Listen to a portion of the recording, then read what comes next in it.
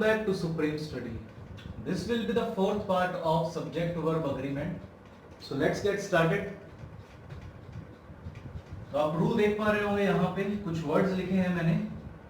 Several, many, various, both, few, are plural in meaning and are followed by plural noun and they take plural verb.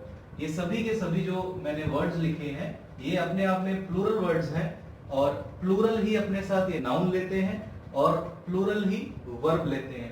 तो जो rule बनेगा कि इनमें से जो कोई भी वर्ड आ रहा है आपके पास प्लस जो नाउन आएगा वो भी प्लूरल आएगा और जो वर्ब आएगी वो भी प्लूरल ही आएगी.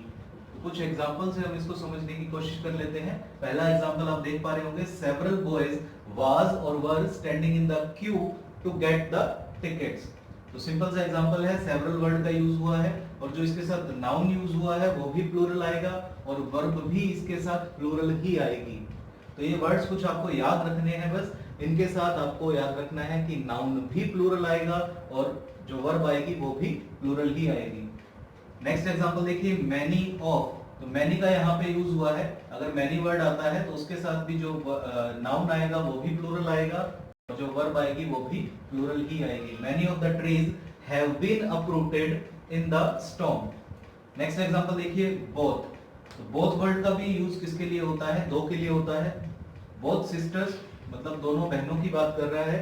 तो जो नाउन है वो भी प्लूरल है और जो वर्ब आएगी वो भी कैसी आएगी? प्लूरल ही आएगी. तो आई होप आप समझ गए होंगे इस रूल को. बिल्कुल सिंपल सा रूल है. Several, many, various, both and few, ये कभी भी आपके पास सेंटेंस के अंदर आता है तो इसके साथ प्लूरल नाउन लगाना है आपने, साथ में प्लस प्लूरल वर्ब लगानी है. इसको नाउन को वर्ब कर लीजिएगा. तो नेक्स्ट रूल की तरफ बढ़ते हैं.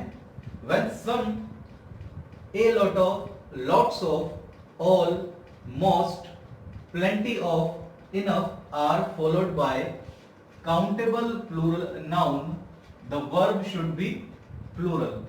तो ये कुछ वर्ड्स आपको याद रखने हैं. some, a lot of, lots of, all, most, plenty of और enough. इनमें से कोई भी वर्ड अगर आपके पास सेंटेंस के अंदर आ रहा है प्लस उसके साथ काउंटेबल प्लूरल नाउन लगा है, कोई भी ऐसा नाउन है जो काउंटेबल है और प्लूरल है, तो उसके साथ जो वर्ब आएगी वो भी कैसी आएगी? प्लूरल ही आएगी. ये आपको इसलिए मैंने बताया है क्योंकि ये जो वर्ड्स हैं ये काउंटेबल नाउन के साथ भी लगते हैं और अनकाउंटेबल नाउन के साथ भी लगते हैं. जब काउंटेबल नाउन के साथ लगेंगे तब जो वर्ब आएगी वो आएगी प्लूरल और जब ये अनकाउंटेबल नाउन के साथ लगेंगे तब वर्ब जो आएगी वो आएगी सिंगुलर. तो कुछ एग्जांपल से हम इसको समझ लेते हैं. तो पहला एग्जांपल देख पा रहे होंगे, सम ऑफ द बॉयज. तो यहाँ पे जो वर्ड हमारे पास यूज हुआ है वो है सम और इसके साथ जो नाउन यूज हुआ है वो है बॉयज. बॉयज आपको पता है कि काउंटेबल भी है और प्लूरल भी है, तो ये एक काउंटेबल प्लूरल नाउन है. The boys were arrested by the police. तो इसके साथ जो वर्ब आएगी वो कैसी आएगी? प्लूरल ही आएगी. नेक्स्ट एग्जांपल देखिए, मोस्ट. तो मोस्ट के साथ अगर हमारे पास काउंटेबल प्लूरल नाउन आ रहा है जो कि यहाँ पे आ रहा है, मोस्ट के साथ द स्टूडेंट्स आपको दिख रहा होगा, तो ये काउंटेबल प्लूरल नाउन है. इसके साथ जो वर्ब आएगी वो कैसी आएगी? प्लूरल ही आएगी. Most of the students have बायकॉटेड the function. और इन्हीं वर्ड्स के साथ अगर हमारे पास जो नाउन है वो अगर अनकाउंटेबल आ जाता है, तो जैसे एग्जांपल ये रूल में आप देख पा रहे होंगे, when the above mentioned words, ये सभी के सभी words are followed by uncountable noun. इनके बाद अगर मान लीजिए आपके पास सेंटेंस में अनकाउंटेबल नाउन आ जाता है तब आपने क्या करना है? The verb should be singular. Verb जो आएगी वो कैसी आएगी? सिंगुलर आएगी. एग्जांपल देखिए, प्लेंटी ऑफ. तो मैंने आपको ये वर्ड लिखाया था यहाँ पे, प्लेंटी ऑफ. इसके बाद अगर मान लीजिए आपके पास अनकाउंटेबल नाउन आ जाता है, जैसे यहाँ पे आपके पास क्या आया है? मिल्क. मिल्क है, आपको पता है कि मिल्क क्या होता है? अनकाउंटेबल होता है. तो इसके साथ जो वर्ब हम यूज करेंगे वो कैसे यूज करेंगे?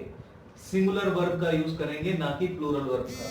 तो ये वर्ड्स जो है प्लूरल नाउन के साथ भी लग जाते हैं और काउंटेबल नाउन के साथ भी लग जाते हैं और अनकाउंटेबल नाउन के साथ भी लग जाते हैं. जब ये वर्ड्स काउंटेबल नाउन के साथ लगेंगे तो वर्ब जो आएगी वो प्लूरल आएगी और जब ये वर्ड्स अनकाउंटेबल नाउन के साथ लगेंगे तो वर्ब जो आएगी वो आएगी सिंगुलर. एक और एग्जांपल देखिए, some more water is required here. तो सम वर्ड का यहाँ पे यूज हुआ है और उसके बाद जो नाउन यूज हुआ है वो अनकाउंटेबल है जो कि वाटर है। तो इसके बाद जो वर्ब आएगी वो कैसी आएगी, सिंगुलर वर्ब आएगी। तो बन जाएगा some more water is required here. तो ये नेक्स्ट रूल की तरफ बढ़ते हैं। नेक्स्ट रूल है हमारा कलेक्टिव नाउन से रिलेटेड। कलेक्टिव नाउन क्या होता है, कॉमन नाउन के ग्रुप को कलेक्टिव नाउन बोला जाता है। जैसे कि आप एक एग्जांपल के रूप में देख सकते हैं, एक टीचर है, एक कॉमन नाउन है। तो टीचर के ग्रुप को क्या हम बोलेंगे, स्टाफ बोला जाता है। तो स्टाफ क्या हो जाएगा, कलेक्टिव नाउन। ऐसे ही मान लो स्टूडेंट्स है, स्टूडेंट्स एक कॉमन नाउन है और स्टूडेंट के ग्रुप को हम क्या बोलेंगे, क्लास बोलेंगे। तो क्लास क्या हो जाएगा, कलेक्टिव नाउन। तो इससे रिलेटेड रूल क्या कहता है कि कलेक्टिव नाउन्स क्या होते हैं, आर यूजुअली सिंगुलर।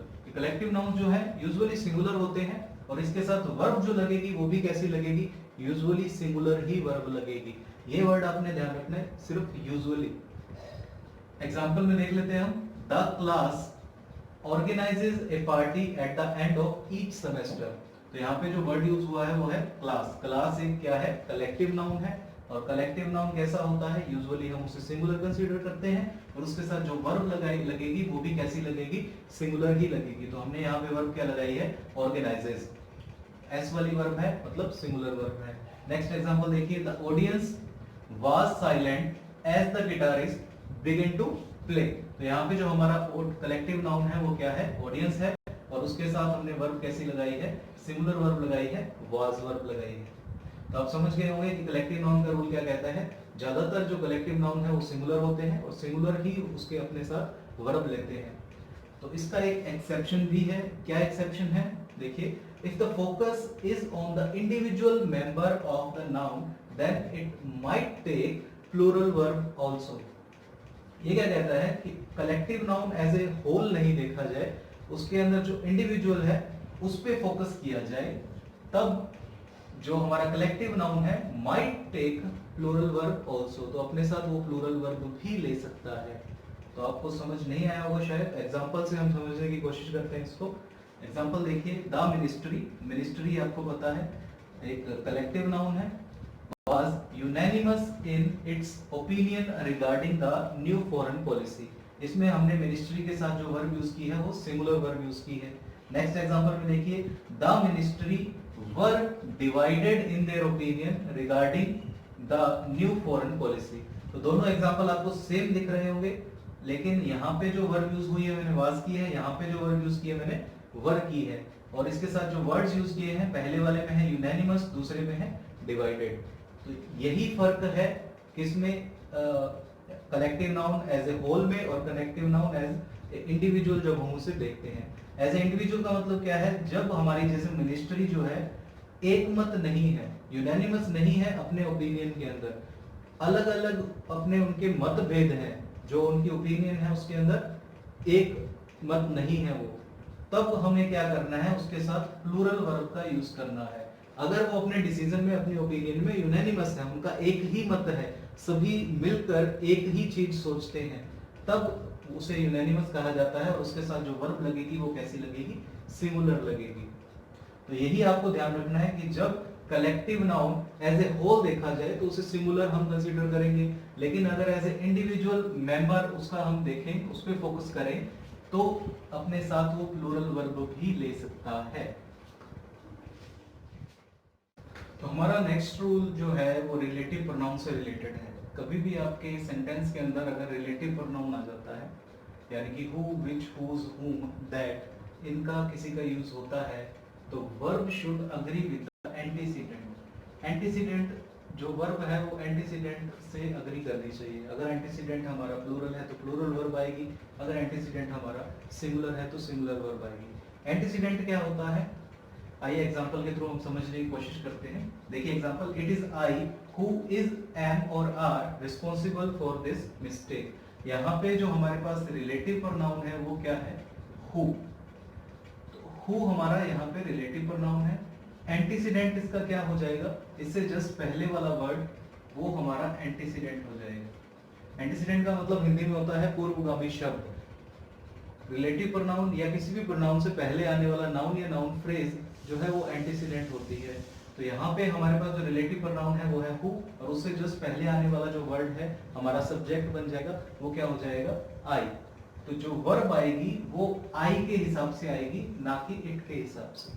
तो ये आपको ध्यान रखना है। तो यहाँ पे जो वर्ब लगेगी वो क्या लगेगी, आई के हिसाब से। इन तीनों में से जो वर्ब लगती है वो क्या है, am. It is I who am responsible for this mistake. तो आई होप आप एंटीसीडेंट को समझ चुके होंगे। नेक्स्ट एग्जांपल पे चलते हैं।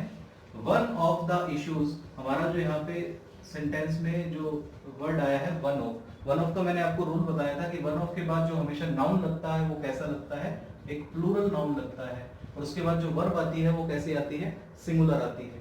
लेकिन यहाँ पे हमारे पास क्या यूज हुआ है, एक रिलेटिव प्रोनाउन यूज हुआ है विच। तो जब भी रिलेटिव प्रोनाउन का यूज होगा तो हम जो रूल अप्लाई करेंगे वो रिलेटिव प्रोनाउन वाला अप्लाई करेंगे। रिलेटिव प्रोनाउन जो है हमारा यहाँ पे है विच, और हमारा जो एंटीसीडेंट बन जाएगा वो क्या बन जाएगा, इश्यूज। तो इश्यूज जो है वो एक प्लूरल नाउन है। प्लूरल नाउन होने के कारण यहाँ पे जो वर्ब हम लगाएंगे वो लगाएंगे प्लूरल। तो क्या बन जाएगा, one of the issues which were discussed in the meeting was raised by me. और जो वन ऑफ के हिसाब से हमें वर्ब लगानी थी वो हम कहाँ लगाएंगे, यहाँ लगा देंगे। तो एक तरह से दो क्लोजेस हैं, दो क्लोजेस मिलके हमने एक सेंटेंस बनाया है। इस वजह से जो वन ऑफ का जो वन ऑफ के लिए जो वर्ब लगानी थी वो हमने यहाँ लगाई है। जैसे हम इस सेंटेंस को अगर तोड़ें तो क्या बन जाएगा, one of the issues was raised by me. ये सेंटेंस एक अलग सेंटेंस है, और दूसरा सेंटेंस हमारे पास क्या है, which were discussed in the meeting। इन दोनों को जोड़ के हमने एक सिंगल सेंटेंस बना दिया है। तो इस वजह से जो यहाँ पे जो वर्ब लगेगी वो किसके हिसाब से लगेगी, इश्यूज के हिसाब से लगेगी, और प्लूरल वर्ब लगेगी। तो आप समझ गए होंगे। नेक्स्ट देखिए, Rohit is one of the players. यहाँ पे फिर वन ऑफ का यूज हुआ है। वन ऑफ के लिए जो नाउन यूज होगा वो कैसा होगा, प्लूरल नाउन यूज होगा, जो हमने यहाँ पे क्या किया है, प्लेयर्स। और उसके बाद जो रिलेटिव प्रोनाउन यूज किया है वो है हु, और हु के पहले जो एंटीसीडेंट हमारा बन जाएगा वो बन जाएगा प्लेयर्स। तो प्लेयर्स के लिए जो यहाँ पे वर्ब आएगी वो कैसी आएगी, प्लूरल आएगी, हैव हम लगाएंगे यहाँ पे। Rohit is one of the players who have been selected for the test match. और आगे अगर हमें जरूरत पड़ी तो हम इसके आगे सेंटेंस को अगर बढ़ाएंगे तो वन ऑफ के हिसाब से भी हम आगे जो वर्ब लगाएंगे वो सिंगुलर लगा सकते हैं। ठीक है, नेक्स्ट एग्जांपल की तरफ चलते हैं। वन ऑफ द स्टूडेंट्स, यहाँ पे जो हमारा नाउन है वो है स्टूडेंट्स, और हमारा जो रिलेटिव प्रोनाउन है वो है हु। हु के हिसाब से जो एंटीसीडेंट बनेगा वो स्टूडेंट्स बनेगा, जो हमारा मेन सब्जेक्ट बनेगा वो एंटीसीडेंट होगा। स्टूडेंट्स के हिसाब से जो यहाँ पे वर्ब आएगी वो कैसी आएगी, प्लूरल आएगी। हैव वर्ब का हम यहाँ पे यूज करेंगे। One of the students who have joined the institute is absent. और ये जो इज आया है ये किसके हिसाब से आया है, ये वन ऑफ के हिसाब से हमने यहाँ पे सिंगुलर वर्ब लगाई है।